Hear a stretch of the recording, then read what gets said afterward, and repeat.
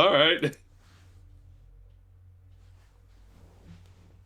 I already Wait, did started. Yeah. Oh, you already started. Hey, ladies and gentlemen, it is the ARPG Podcast. It's Guru and Lucas, and today we got a couple things to talk about in the anime industry. We got to talk about what happened this week in the anime industry, and then we continue our relentless badgering of Pokemon gym leaders, starting with Gen 5. But Lucas, I have a question. How are you today? I am good. I am How's your poor Lego set? It is okay now. I've got It's okay now. I'm putting it back together. Alrighty, well, let's just start off with something spicy. Because, man, when I first heard this, I just sat there with like, oh my god, he's right. So, a guy I follow, Callum May, better known as the Canepa effect, you know, the guy with the penguin icon, right? Yes. He released an article on Anime News Network pretty much detailing how Crunchyroll originals have been an unmitigated disaster. I mean, yeah, so far. Pretty bad. Well, Chewy, I can barely hear you. Yeah, so far, yeah. Yeah, and it just really... It's sad because it's like, what is even an original... Like, here's the first thing that it points out. Like, the first headline is... Crunchyroll Original aren't a type of show, but rather an umbrella brand that encompasses many different production circumstances. Each one of those have had a different level of success, from production disaster to, hey, that was all right?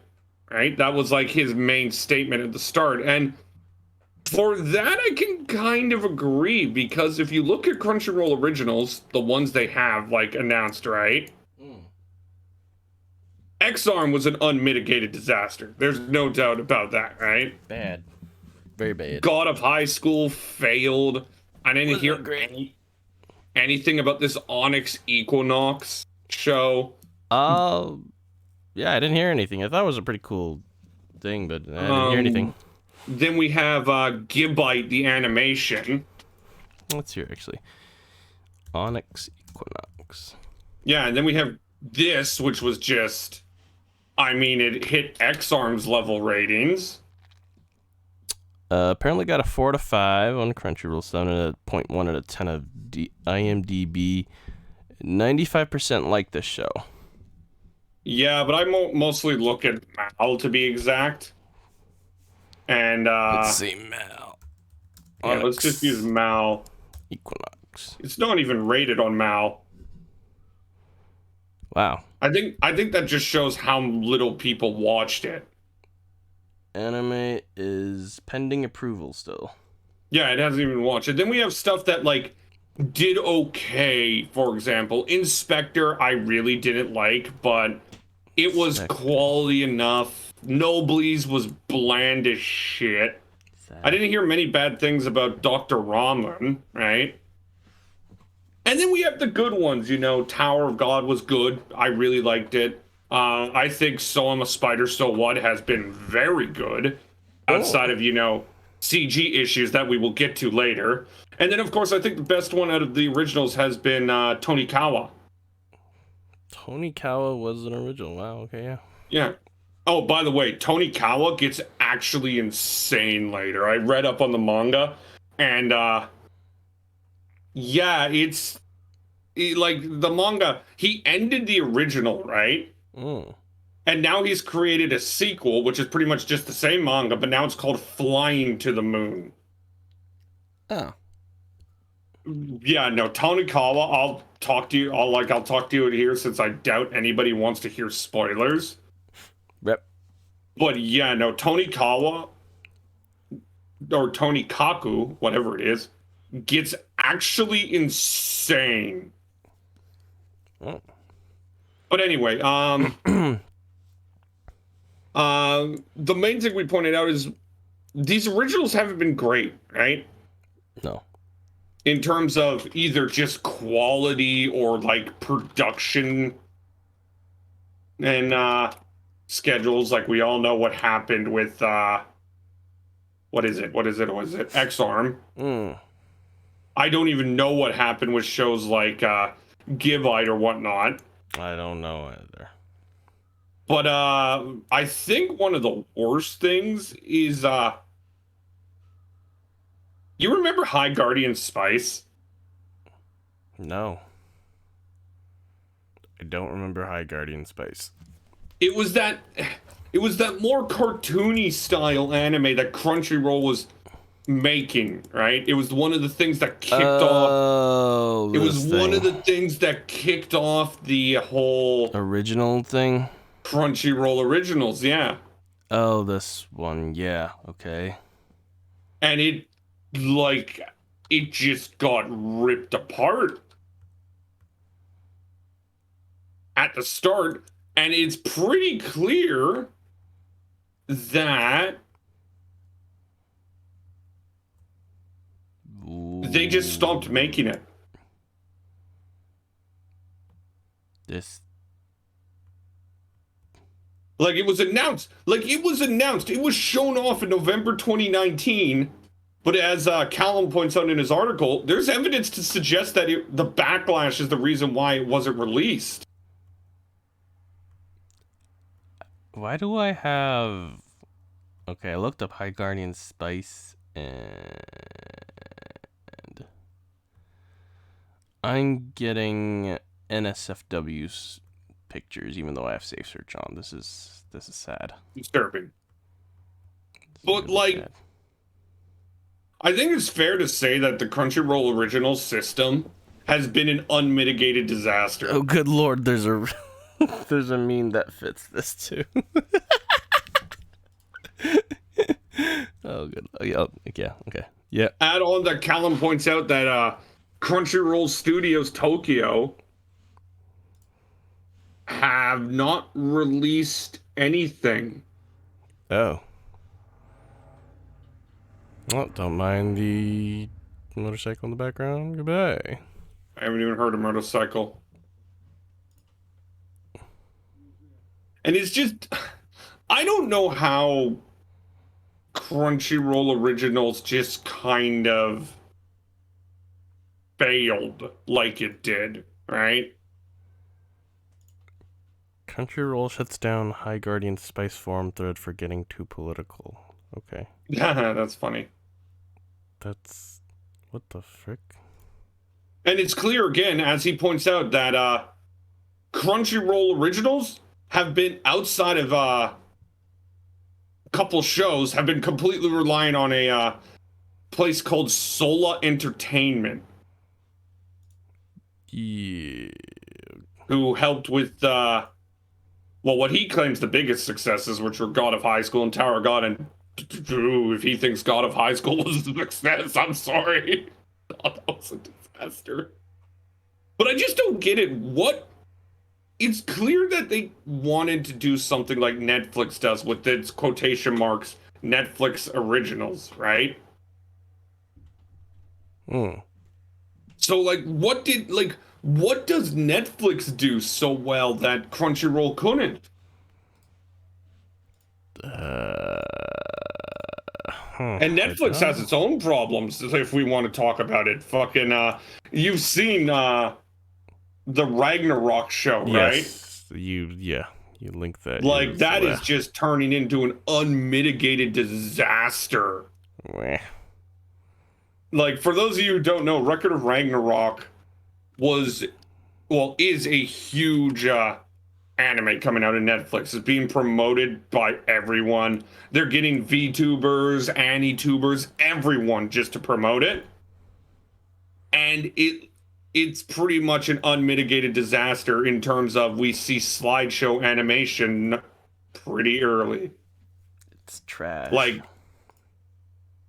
And again, I'm gonna take Callum's words again, but this computer needs to restart. I'm gonna take Callum's words again because it's pretty appropriate. Stop making people make anime when they don't have the time to. Oh. R.I.P. Like there's no reason for that to happen, right? Oh shit. Yeah. Yeah. Yeah.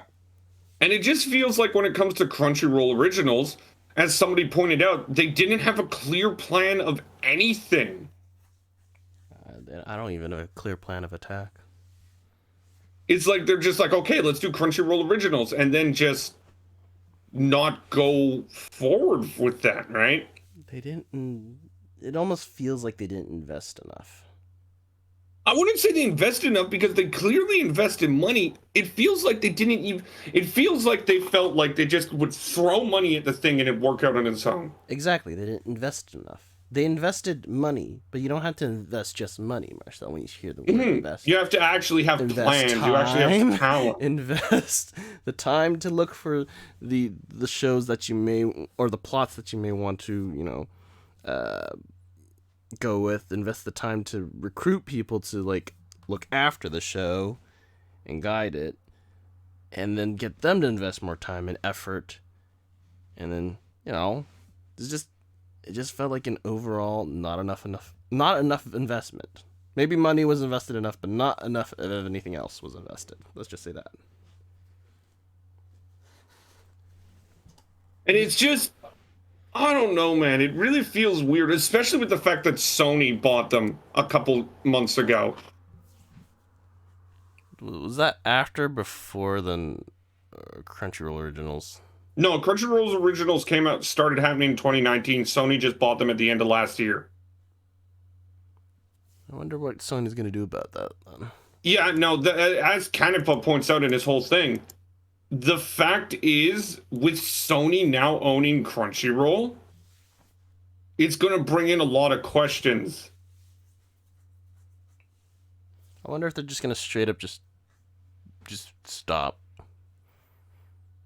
Well, I mean, when's the next Crunchyroll original, right? I don't think there is one after So I'm a Spider, So What? All right, Pete. But yeah, no, so let's just say the anime industry has not had a great day with Netflix just getting ripped to shreds for Record of Ragnarok being just the spiciest of crap. Here's a funny thing. Chibi Reviews did a video on it, right? Yeah. He got copyright claimed. Oh. Yeah. Okay. Actually, before we go on to the talking about anime, we never talked about the Nintendo Direct. We didn't. Hey, what was your opinion on it? Nintendo Direct happened. Yeah, what was your opinion on it? That was the what? 15th? Well, no, like the Nintendo Direct E3, like that was the 8th, right? Well, it was last week. Last week, yeah. It was good. Yeah. I think it was. I'm kind of sad that did Xbox win? I don't know. I forget. Well, who cares who won? I don't really give a shit. I feel like. Well, I'm not. Fuck you. I don't want to fuck you, bitch. Well, no. Like if you were asking me, I think Xbox probably had the more cleaner presentation. Yeah, sure, maybe. But like, does that mean anything to Nintendo though? Really? No, Nintendo still went off firing. Like, the one thing I've always liked about Nintendo Directs is that it's just the games, announcements, talk about it, then leave. None of this celebrity bullshit we see. None of this, like, oh, we're going to throw in this just to make it feel better, right? Hello, it's me, Keanu Reeves. Your birthday game! Okay, but at least Keanu Reeves was, like, part of the fucking game, right? Yeah, and he... But like I just like how Nintendo's just like, here's the games, here's the trailers, here's the info. But yeah, no, so let's start out from the beginning of that. Tekken is coming to Smash Bros. Kazuya Mishima, one of the main characters, the son of the main antagonist of Tekken, Heihachi. And I am excited. I just think Smash Bros might go down as like one of the greatest games in entertainment history. You mean Smash Bros. Ultimate? Yep, because it's just it's so perfect for a fighting game fan.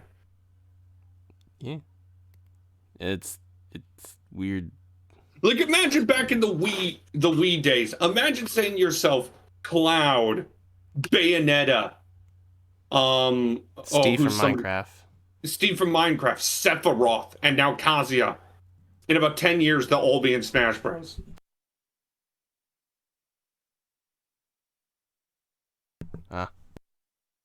You wouldn't believe it, would you?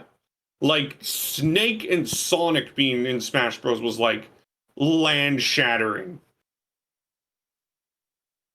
Like, remember when it was revealed that Snake was going to be in Brawl? That's cool.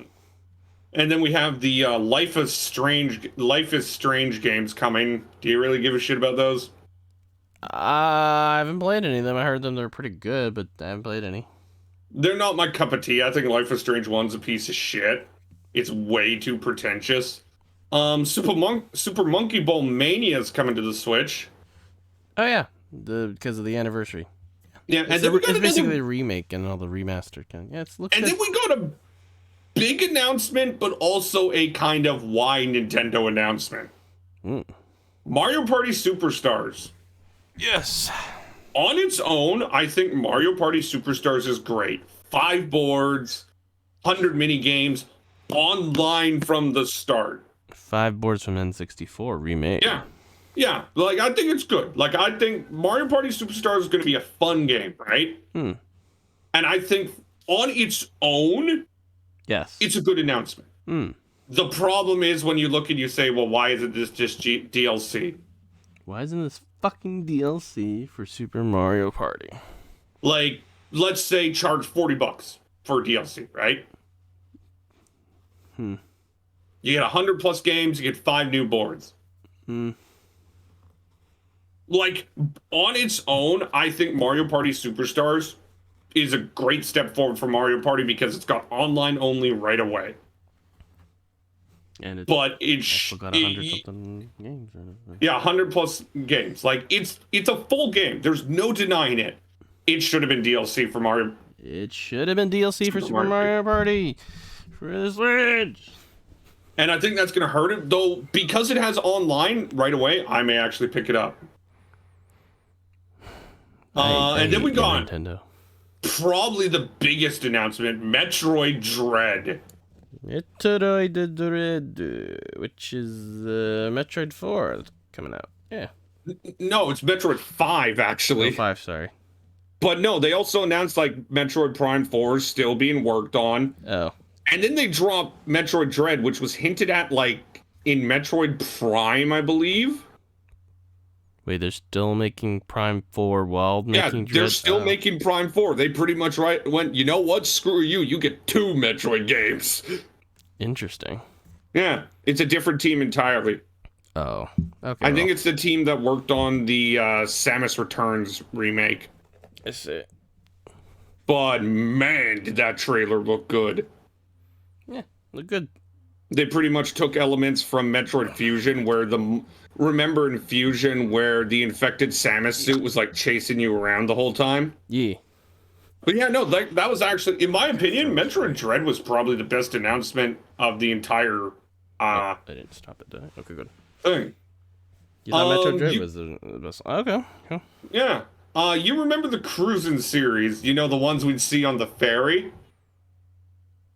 The cruise? The racing games, Cruising the World.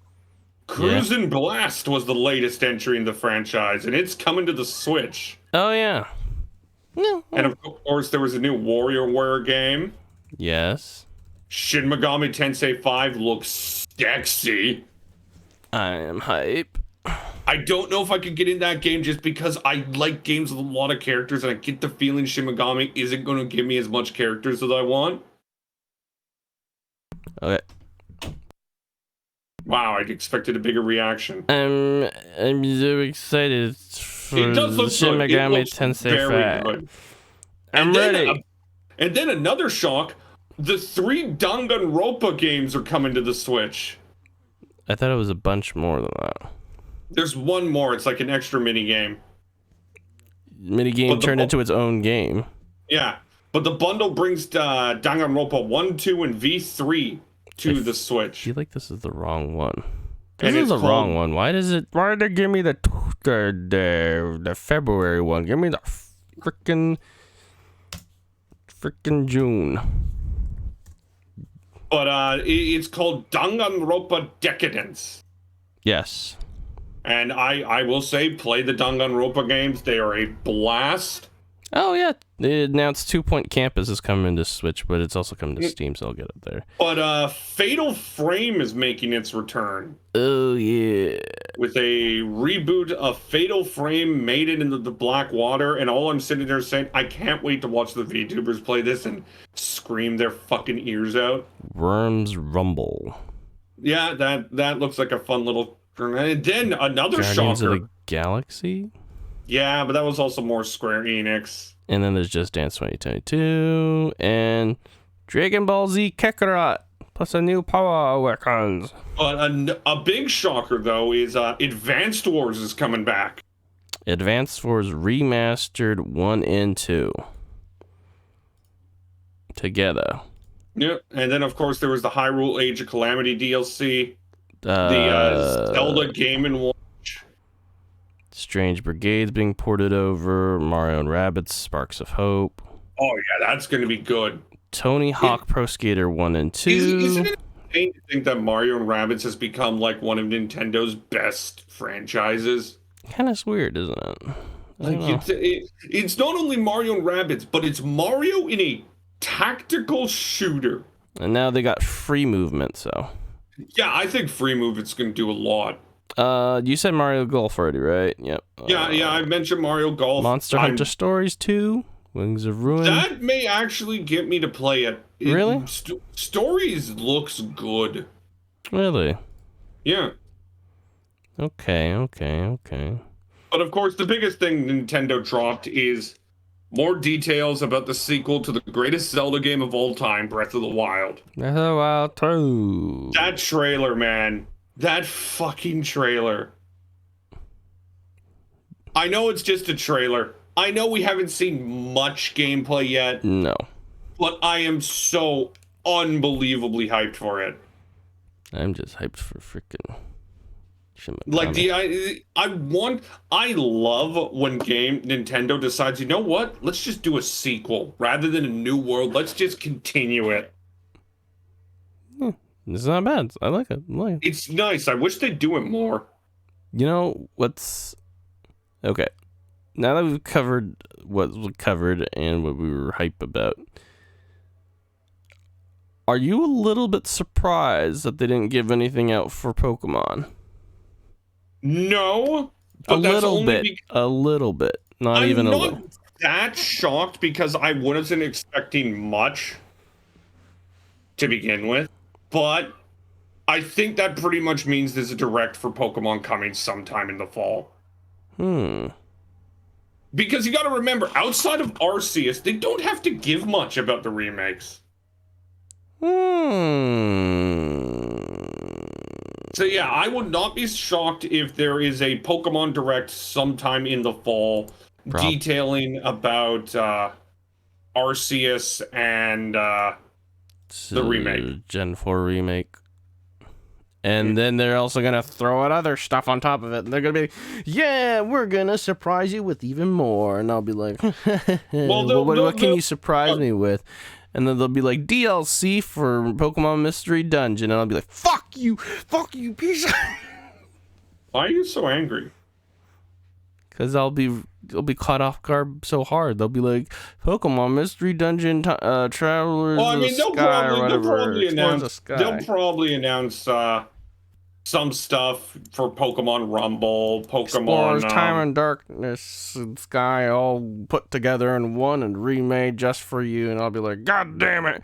And they'll be like, Pokemon Super Mystery Dungeon as well will also be ported over. God damn it. And I'll be like, oh, stop. You okay there? No. Okay. But yeah, no, I generally expect that we will see a And then they'll be like, Pokemon Pinball is also coming out. I'll be like, what the hell? Being ported over to the freaking Switch just for you. And I'm like, what the hell is this versus Pokemon Snap? And now you're getting into the Gen 3 stuff now. It's like, what the heck's going on? You ready? You ready for more, Marcel? I'm ready for the Pokemon Direct. Yeah, well, no, it's going to be interesting. I'm genuinely curious of what Pokemon Arceus is going to be like. They're going to be like, Pokemon Conquest is coming back as well. And I'll be like, what the fuck? What the hell is Pokemon Conquest? And they'll be like, Pokemon Rangers also coming out for Switch. New game as well as porting over all the old ones into one. And I'll be like, what the fuck is this? And they'll be like, Pokemon Ranch is also coming out. And I'll be like, why? Why Pokemon Ranch? Okay. And then they'll be like Pokemon XD Gale of Darkness and Pokemon what is it? I don't know what the other one was called again. I fucking don't remember. Anyway. What is it? What is it called, Marcel? What? It was Pokemon Coliseum and Pokemon Gale of Darkness. Is it Pokemon Coliseum? Pokemon Coliseum was the one from... Was it? Yeah, it was. It was Pokemon Coliseum. Pokemon Coliseum was the one that you caught those shadow Pokemon things. Yeah, and then the sequel was Gale of Darkness. Yeah, there you go. Pokemon Coliseum, Pokemon Gale of Darkness coming out. Those are never coming back again. Porting over to the Switch. On top of that, we're gonna be remaking Pokemon Dash, and I'm like, what the fuck is going on here? Well, I mean, they've already torn apart Pokemon Unite. It actually doesn't look too bad. Like a fun little MOBA game. Wait a second. What? I forgot about Pokemon Troze. Anyway, let's talk about the anime this week. There's my Pokemon Ranch. I totally forgot about that too. I hate this place, man. Since I just watched it, I kind of want to talk about Soma Spider, so what? Okay. I'm gonna bring up the list. Yeah, Soma Spider, so what, continues to be good. Like, I think it's genuinely good. But what I don't get, simply put, is how they can make the CG in the human scenes feel so much worse than the CG in the demon scenes. Oh. And I have a theory. I think it's because of the armor. Is it like too detailic or something? I don't know, but like you notice in like the demon scenes with like the spider fighting the dragon or whatnot, everything looks pretty good. You know, there's nothing outrageously bad. Okay. But when you go to the human scenes, especially when they have armor, something just feels off. It's nothing outrageously bad, but you notice like a drop in quality. Okay. Other than that, I am thoroughly enjoying Soma Spider. I think a lot of people aren't realizing just how important the human side of the story is. Okay. Because everybody fucking hates it. Rip. Like, the human side of the story is despised, even though everything that's happening in the spider story is building directly to the human story. It's pretty fucking obvious, too. Rip. Rip Marcel. Like, I love how blatantly obvious they're being now of the fact that the spider story is taking place in the past. Yeah, isn't it quite obvious? It wasn't obvious at the start, but once they revealed, like, oh, this is a wyvern egg that actually was the Fina, the wyvern that's friends with Shin. Maybe it was more evident to people who read the manga, but yeah. It's a light novel. It's not a manga. Hey, there's a manga version. Fuck you, bitch. Yes, but it's a light novel first. At least get the right version. Who fucking cares? Is a manga. But then it became super obvious once they revealed, oh, that's Sophie, the vampire girl that our spider friend is protecting. Ah. And you know what? I also got a strange feeling. I think they're going to do a second season of this. They're doing an Idolish 7 third season? What the fuck? Yeah, Idolish 7 never dies. What the fuck? But we're actually getting close to the end of the season, too. Like, it's hard to believe. Spring is almost over. Spring is almost over, and like in summer terms and of fall looks pretty good. Summer has not as many shows. Like, it's quite noticeable, but yeah, it looks pretty good. It still looks pretty good, a few of them, but just fall like looks great. Like in terms of summer, we got season 2, part 2 of Slime. We got season 2 of Maid Dragon. Season 2. Say that again. The Otome game.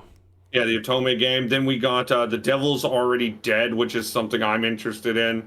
The realist. The realist King. hero. Or is it Demon King? I thought it was Demon. Oh yeah, the realist hero. Yeah. So yeah. Then we got Bokutachi no Remake, and of course Aquatope. Well, there's Higurashi second season. Yeah, that's gonna be 15 episodes. That was already confirmed. But then there's all the trash, Marcel. Mahoka Koko no yo Yutose. 100. I'm standing on 100 lives. I don't know. I think Peach Boy Riverside looks good. And I'm going to watch Scarlet Nexus just for the lulz. What? Oh, and there's the ecchi one with the firefighter falling in love with that lady. Ew. And then there's the 50th fucking Love Live. Yeah. But yeah, we'll get to the summer when we do the summer preview. But no, it's interesting. Spring's about to end. Like, if you look at all the spring episodes, the spring shows left, Vivi ends tomorrow. Well, Nagatoro ends next week. We they still don't know how. They had another card fight Vanguard? What the heck? Yeah, they did. We still don't know how many episodes are in Tokyo Revengers. Oh, that's right. Higehiro ends in 2 weeks. Fruits Basket ends in 2 weeks. Slime Diaries ends next week. Zombieland's over next week. And then if we talk about Friday, it's Eternity's 20 episodes. I didn't realize that. If we talk about Friday, I mean, I think Burning Kabaddi just ended. Yes. Daizenamon just ended. Yes. And we had How to Not Summon a Demon Lord Season 2. It ended last week. Mashiro no Odo just ended too, didn't it? 12 episodes? Yeah, it just ended. Yeah, it should be the last episode. And of course, like I mentioned, Spider ends next week. I'm gonna go watch that right now. Goodbye, everyone. So like, there's a whole bunch of shows ending, and it feels interesting. I can't say the spring was as good as the winter. Like, the winter was something spectacular. I know it's been all right, but yeah, no. So I think. What, do you want to talk about 2 Year the Eternity? No, we'll do it at the very end. Don't worry, I'm gonna watch it all at the very end. Okay. And other than that, I mean, there wasn't too much that really stuck out with me today. This week, I think Zombieland Saga continues just to be its own magical self. I completely forgot that Kotaro was Sakura's classmate. You forgot? I forgot completely. Well, it just shows how little that really meant to the story. Or how long ago the first season was. But my jaw kind of hit. Screw you. I remembered. My jaw kind of hit the floor when they lost their mask in front of the kids. You guys silly. That was kind of funny. And then the kids are like, "You can't be zombies. You aren't scary." Aww. And I'm just sitting there, just like, what do I do? How am I supposed to react? Diabetes. Oh, dude, Tay was also the best. When she's chasing around the kids with just a head, I was laughing my ass off. Rip. Yeah, no, Zombieland Saga's been good. I think My Hero continues to be... Oh, My Hero's been fantastic. My Hero's just been as good as it's ever been. I like how they're building up Deku and his quest now to learn the powers of One for All. Can I also just say the My Hero manga has been out of this fucking world. It's been transcendent. Oh, it's been brilliant. Last week's chapter was so good.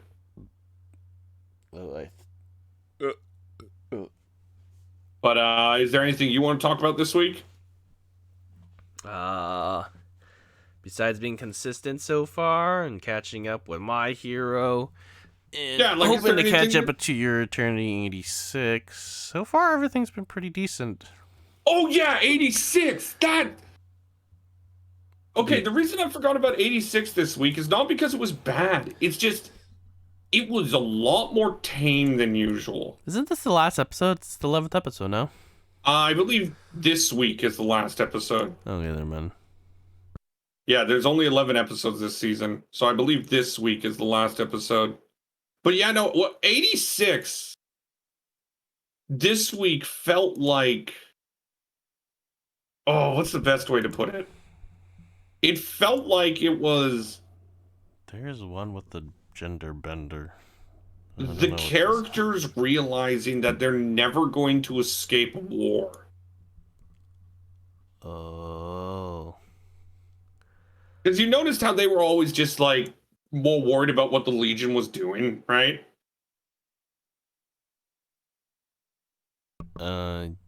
Yeah. Like how they saw the Legion walking across, and you could tell they were still a bit worried because Lena truly affected them, right?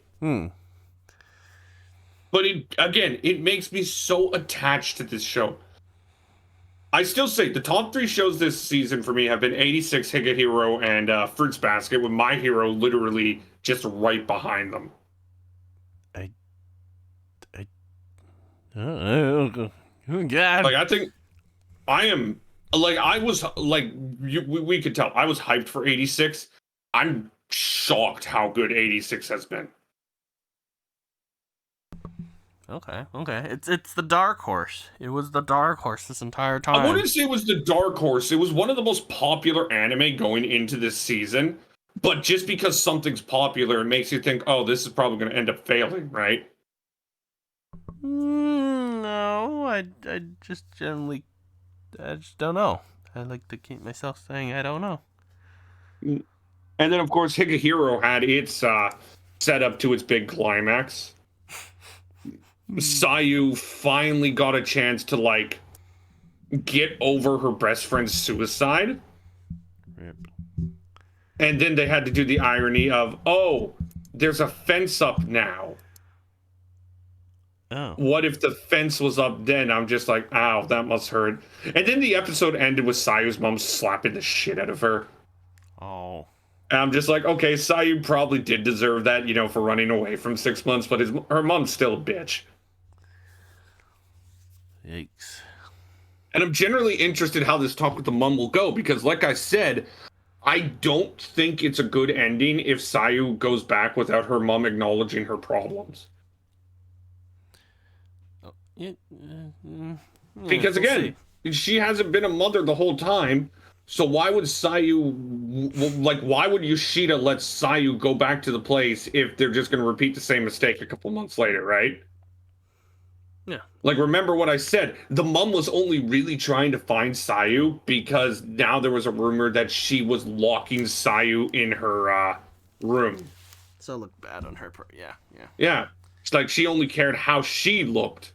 And I'm just like, they really have to make it so her mother understands that I need to change for me to look and say, yeah, no, that's a good logical ending.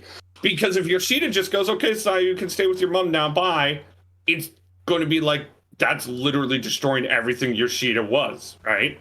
Yoshida's whole character is that he's trying to set up Sayu with a future.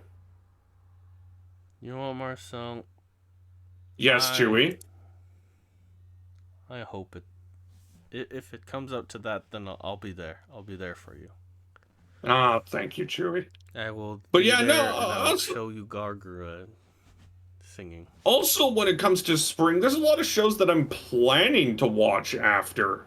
Oh, yeah, there's actually a karaoke going on tonight. I forgot. Yeah, that's going to be in like a half an hour. I'll probably turn it on the background. But what I would say is there's a lot of shows that I'm planning to watch after. They after? Air. Well, there's a lot of shows each season that I can't watch, right? So what I'm planning to is I'm going to watch them after they air. And one of them is Shadow House. One of them for me is 2 Year Eternity because I got to binge watch. You're just waiting to binge, aren't you? I'm waiting to binge and enjoy the entire season. I don't blame you. But yeah, no, Shadow House I keep hearing really good things about. Shadow House was a very interesting manga when I read it. I don't know if it was a light novel, but it was interesting. Shadow House is one I am very interested in. Go watch those Snow White notes too. I may add that, yeah. I may need new things to watch. I can only re-review so many shows. I'm re-reviewing Akatsuki no Yona.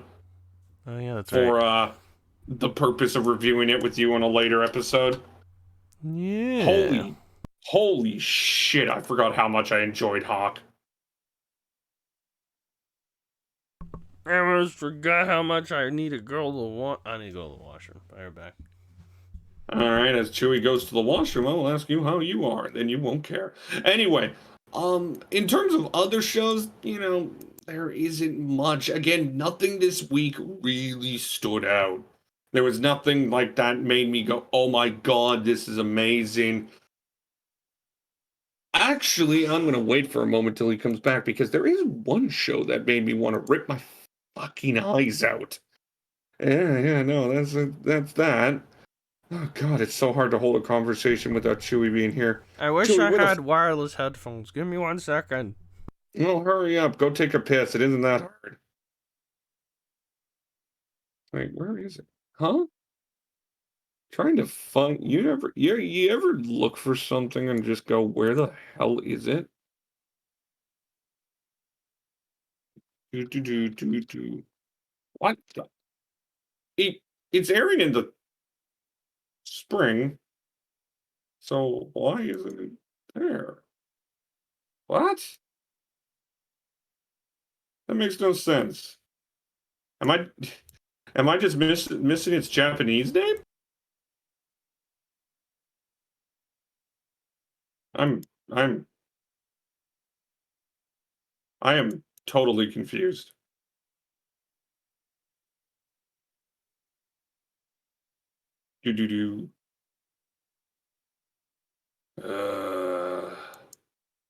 It's so hard to find something when you're looking for it, then when you're not looking for it, you find it almost instantly. Yeah, no, there's a lot of good shows this spring, but what I will say is, again, I just don't think it hits anywhere close to the way the winter hit. The winter hit like a nuclear missile. It had so much stuff come out, so many sequels, so much new shows, and it just absolutely ran the gauntlet. And I'm going to be interested to see... Wait, what? There was a Monogatari OVA? Oh, that's not what I think it is. Alrighty, let's go. That, dude. Who picked it up, though? Is the question. Is it you? What? I was just muttering to myself. That wasn't a number 1, I'm sorry. Okay. That was a number 25. Alright, so you back? Broccoli. You all good? Yes. Sup. Alrighty, so let's continue. I wanted to talk about how much of a disaster and disappointment, the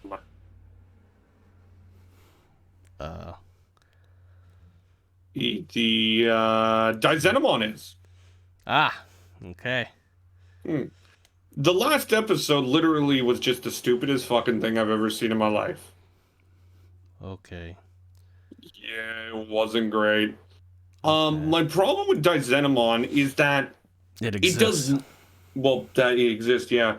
But no, it does nothing that makes it worth my time, if you know what I mean. Yeah, okay.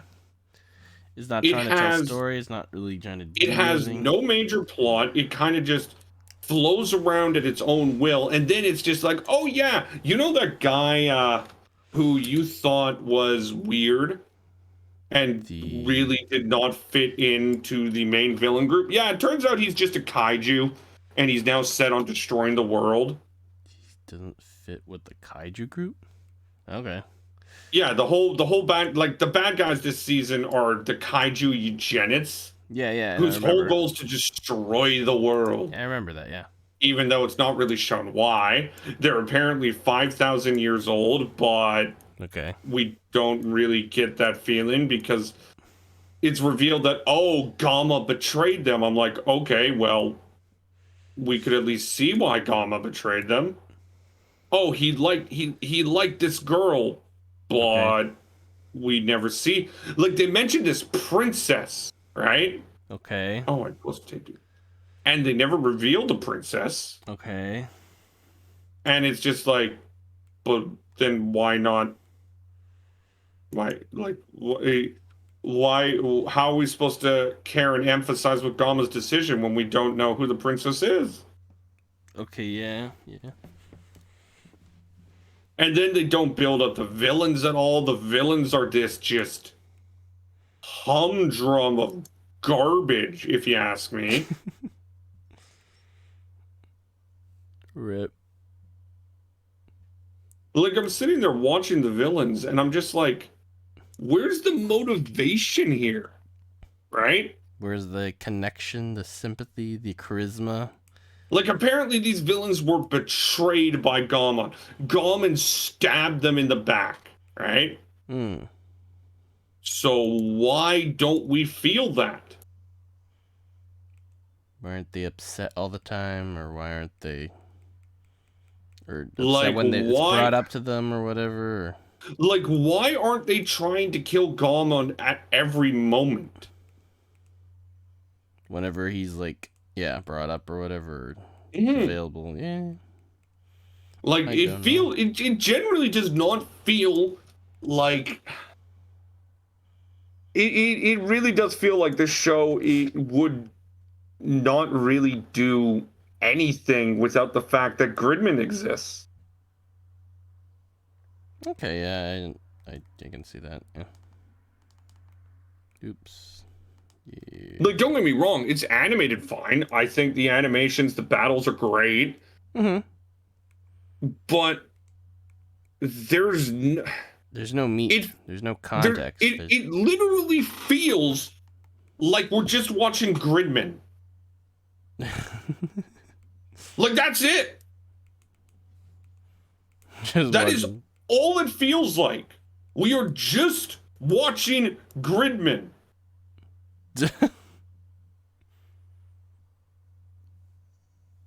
Like, you may laugh and giggle all you want, but, like... I'm gonna laugh and giggle all the time. It generally feels like we are legit just watching Gridman, but it's less interesting because we don't have the Akane story. I'm gonna be honest, the Akane story carried Gridman. Yeah. And we don't have that here. No, we don't. We don't have anything. Like, I don't give a flying crap about Minami and her sister that apparently killed herself, but it was reality an accident. Which they don't even explain the accident that well, by the way. Rip. I do not give a... Like...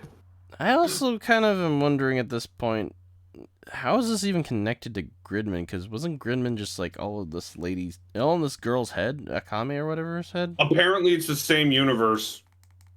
Is that Akame's in, or that the whatever Akame's dream entry? I don't know. All I know is Auntie and one of the girl he met show up later in the series. So that's literally how they connected. Oh, and the fact that kaiju exist. I guess, sure. And it's just... I sat there looking at it, just said to myself, there is nothing here. There really isn't, no. There really isn't, no. Nothing at all. And it's just such a disappointment because, again, you really can feel the animation props here. Like, it looks great at times. Character designs are unique and fun, but the show literally gives you no reason to give a shit about any of the characters. Nope. I mentioned it. Minami, her story's boring. We do not give a crap about it. I don't give a Yomogi is literally there just to be the, hey guys, feel better. Like, seriously, that is literally his only purpose. Of course, we have Gamma, who betrayed the kaiju eugenicists, but we never really see why outside of one random flashback. And then we have Koyomi and Chisei, who Chisei is like, oh, I found this kaiju, and all kaiju aren't bad, right? And Koyomi just wants to fuck his former high school sweetheart. And then, of course, you got the eugenicists, who it's just like, oh, they want to destroy the world because they were betrayed by Gamma. Okay. Well, where's the threatening aspect of it, right? Yeah, why don't they get fucking angry, or some of them get angry at least? Like, no, like, that's actually just it. There's no actual anger. Or, like, at least even leftover.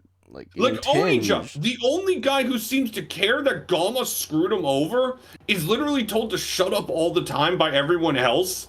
And the main guy, I don't even know his fucking name, Juga, he's just like talking in stoic and controlled voice, and we are in all the control, even though every single time we've done something, we've got our ass kicked. Rip. And then the last episode, the weird one, Shizmu's, he's got a kaiju inside of him, and now he's a giant kaiju about to destroy the world. It's just like, okay. Where did this come from, and why is it here? I don't know. It's just... I'm just here myself. It's so bad. He becomes the final kaiju in Zenimon called Gagala. Gagala. I will say, kaiju design's great. But how am I supposed to give a shit when they give no reason to give a shit?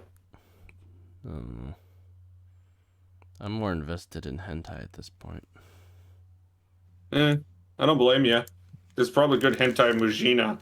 Have you seen those thighs? Okay. Hey, it's the only thing fucking SSS does good now. It's like Rika, except, not good story. Yeah. Again, it makes me realize just how much Akane's story carried Gridman. Really out of the blue one, to be honest. Alrighty, is there anything you want to talk about before we get to ranting and raving about gym leaders, since that may take another 4 hours? You know what? No, because I want to listen to Gargura sing. Fuck you. Let's go. Okay, well, let's get back to it. Of course, he hasn't uploaded it yet, but, last week, we... oh, shit, I closed it. We started ranking Pokemon gym leaders. Pokemon gym leaders! And we did generations 1 through 4, and we started to realize we hated a lot of the gym leaders. I think we decided Gen 3 was probably the best gym leader out of those 4.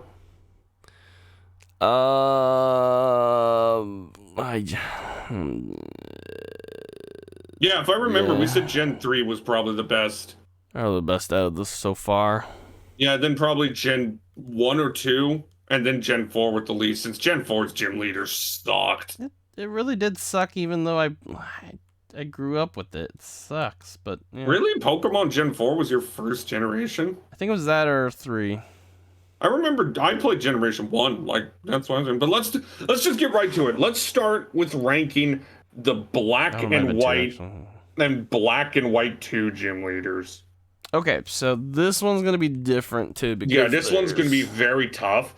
Since 4, let me see. 1, 2, 3, 4, 5, 6, 7, 8, 9, 10, 11, 12, 13, 14. There's 14 gym leaders, technically. Yeah, and for 5 of the gym leaders, we need to include 2 battles in our thing, because, they have 2 separate ones. Oh yeah, the black 2 and white 2 have the challenge mode. Well, no. I'm talking about you fight Berg, Elza, Clay, Skyla, and Drayden 2 separate times. Oh yeah, in the that sense too. Of, they're 2 different fights entirely. Wait, there's also challenge mode in black 2 and white 2, so that changes up. I'm going to be honest, I never played challenge mode. Oh, okay. So we got a lot of gym leaders to rank, and I say we rank Cillian, Chili, and Cress in like the same. Okay, so like rank them as one gym leader type of thing. Yeah, since they pretty much are. And that's why they left. Yeah, so that's why they left in black 2. How many do we have to rank? 1, 2, 3, 4, 5, 6, 7, 8, 9, and then 10, 11. So we got 12 gym leaders. So let's start with number 12. Who is the worst gym leader of Gen 5, and why is it Cillian, Chili, and Cress? Yeah, because they make a one trainer. Ha! They're so fucking basic. There's nothing. That's why they're not. That's why they're not in black and white too, because they made one trainer, gym leader, and they understood it and they realized it when they fought the freaking Shadow Triads and lost. Yeah, and I was like, dude, if you can't square up against the Shadow Triads as 3 gym leaders, not just one, you guys kind of suck. They also had those monkey Pokemon, which were generally terrible. Yeah, I don't know why they gave those out, honestly, but whatever. You know what? I don't really care. The whole aspect of their gym was, well, yeah, it was creative for being like a first gym, but it was still like they're trying to teach you shit. I hate gyms that try to allow you just to breeze through it, though. Like that's one of the main reasons I hated Blaine's gym. This one was like they're trying to teach you shit still, and I was like, oh, okay. I guess people who are new to Pokemon are like, whatever, learning shit, so they got to go through all this. And then it was the question one, or not question. It was the one that opened up like had to fight that one drainer or whatever that opens up the little gate. Yeah, I don't know. It's and weird.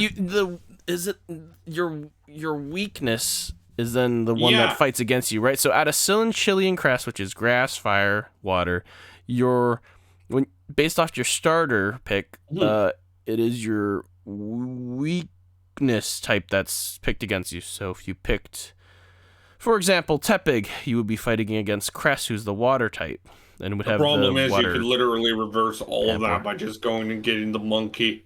Yeah. But the monkey's not even that good, so there's no point even trying to use the monkey then. It's not a good gym. It just isn't.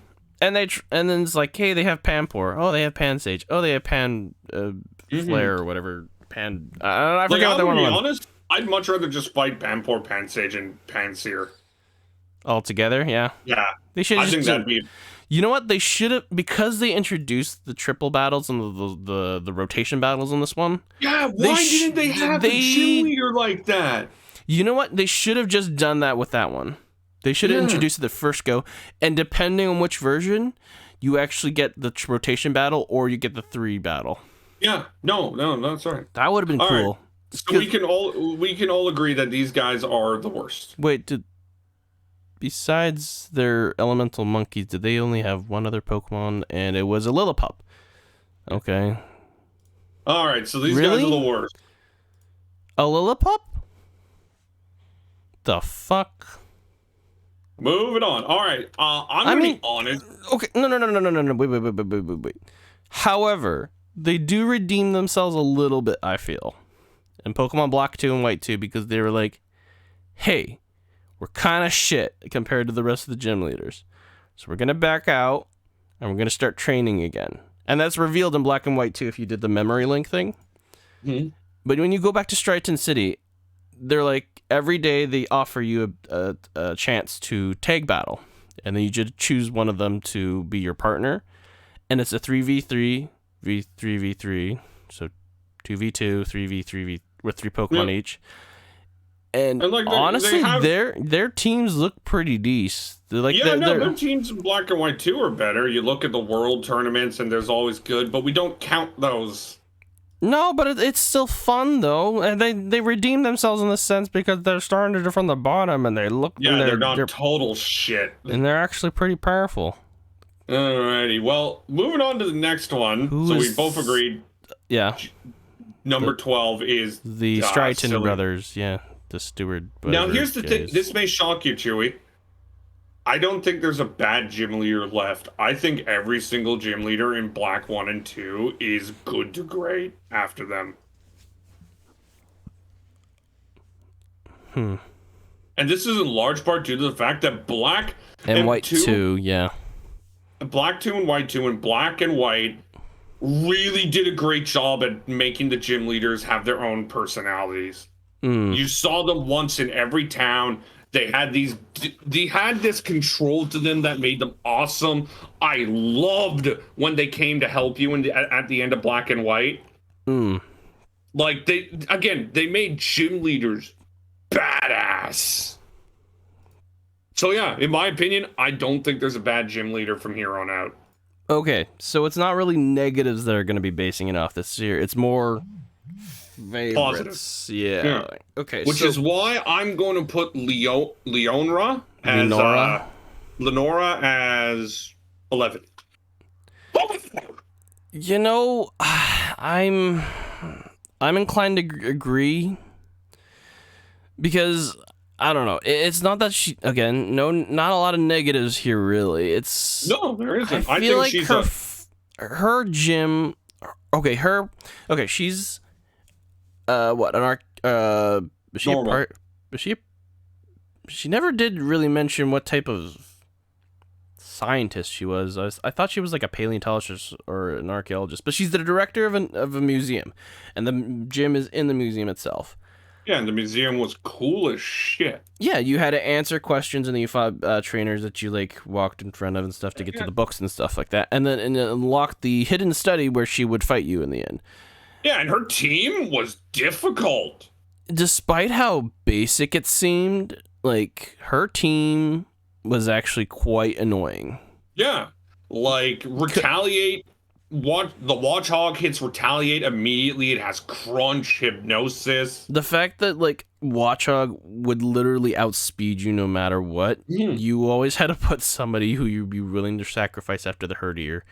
Like again, Lenora was a bitch to deal with. That was really annoying. Yeah. Add on that she's a racist stereotype at this point. Come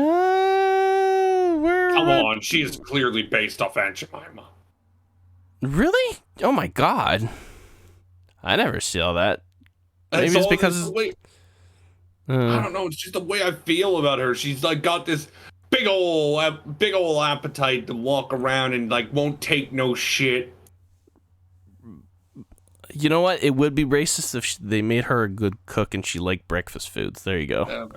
But yeah, no, I think Lenora is number 11, but like I said, every gym leader is pretty much good to great. Also, she gives you, when you visit the museum the first time in Black and White 2, the cover of Bloom Fossil. Thanks, Lenora. Yeah, and we get Archeops. The fossil Pokemon in Black and White 2 Black and White were great. Yeah, they're unique. I like the turtle one. So I say Lenora's 11. I'm guessing you agree too? Yeah. All right, so it was just unfortunate, right? Because like in Black and White 2, she had a chance to even show off more, but then she backed off again. I forget what her reason was. I can't remember either. It was explained in the memory link again as well. Let me see here. In Black and White 2, Lenora stepped down to focus on her work at the museum. There you go. In the she summer, does come in as the one like every gym leader does in the world tournament. Yeah, of course. And then she visits Cynthia and Undella Town in the summers. All right, who do you got as number 10? Oh, interesting. Okay, let's see here.